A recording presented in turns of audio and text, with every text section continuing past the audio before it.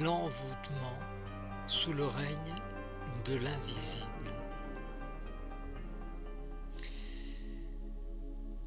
On dit que depuis que les humains savent nommer leurs peurs, ils tentent aussi de leur donner une forme.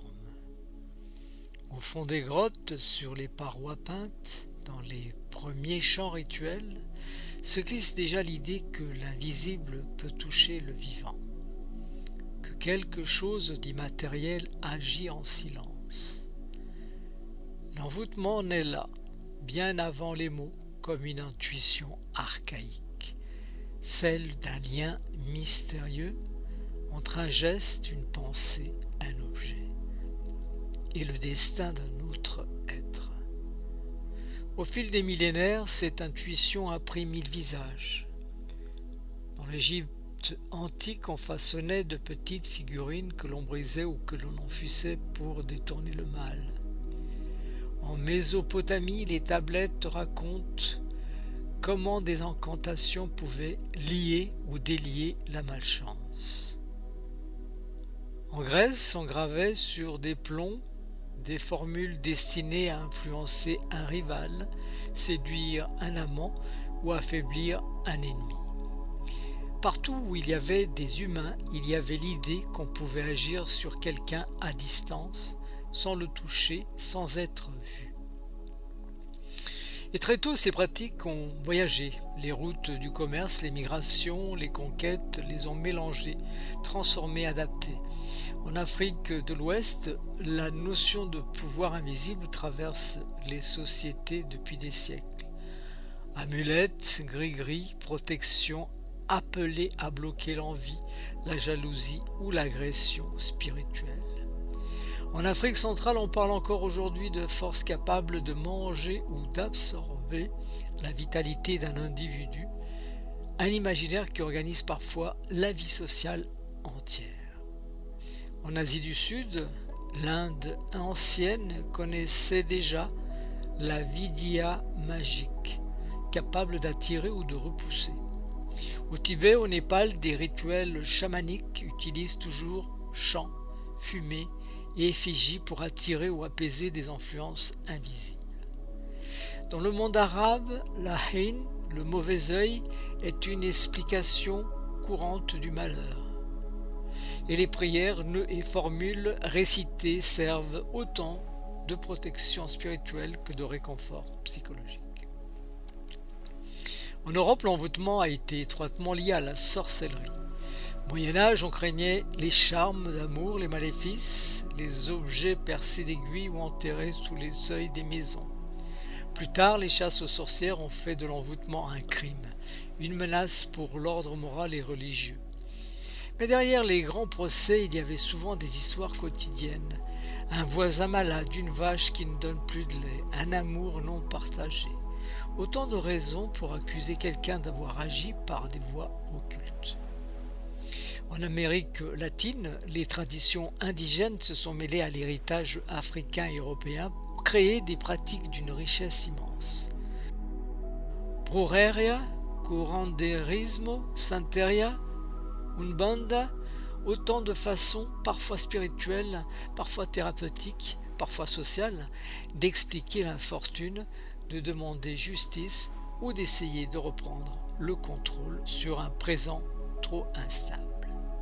On la retrouve dans les cabinets de désenvoûteurs urbains, dans les vidéos TikTok qui promettent de briser une influence négative en 3 gestes, dans les consultations d'astrologie relationnelle, dans les forums où l'on raconte que quelqu'un épuise l'énergie d'un autre. Elle se glisse dans le langage, on parle des personnes toxiques, de relations vampirisantes, de regards qui portent malheur.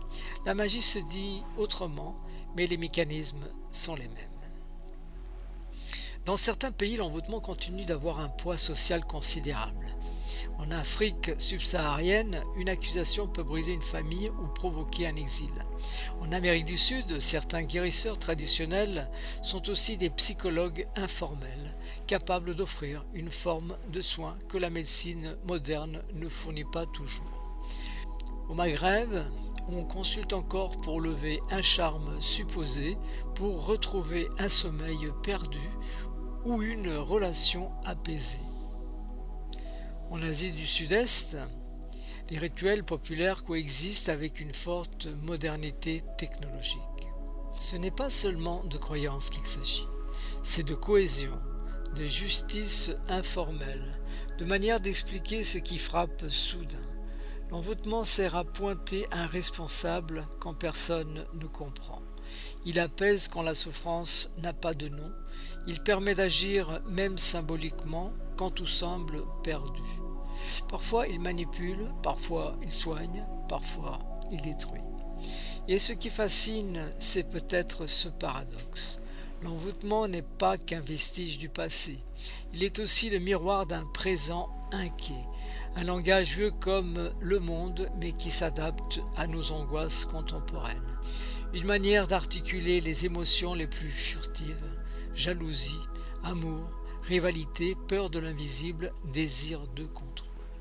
Alors, quand on parle d'envoûtement aujourd'hui, on ne parle pas seulement de magie, on parle de l'humain, de ce qu'il craint, de ce qu'il espère, de ce qu'il invente pour supporter l'inattendu.